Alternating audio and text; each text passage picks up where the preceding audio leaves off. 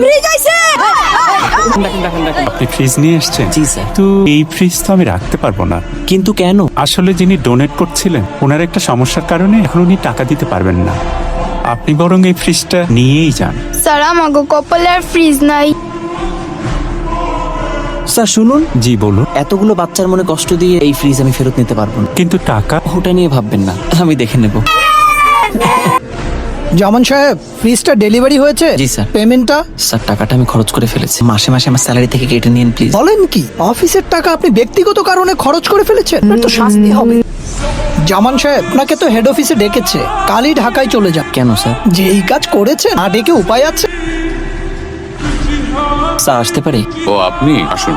আপনি এই কাজটা কিভাবে করলেন? স্যার আমি নিরুপায় হয়ে এই কাজটা করেছি। আপনি তো একটা মহৎ কাজ করেছেন। কি? আপনি এটা দেখেছেন? স্যার তো কারণ ডেলিভারি দিতে আসা ওয়ালটনের সেলসম্যান টাকা না নিয়েই আমাদের একটা ফ্রিজ উপহার দেয়। এটা যে আমাদের কি উপকারে এসেছে আমরা তা ঠিক বলে বোঝাতে পারবো না।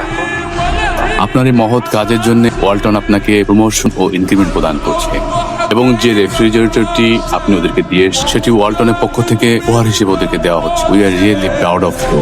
Thank you. এই ফ্রিজটা যে আমাদের কি উপকারে এসেছে আমরা তা বলে বোঝাতে পারবো না। আপনাকে অসংখ্য অসংখ্য সেলসম্যান।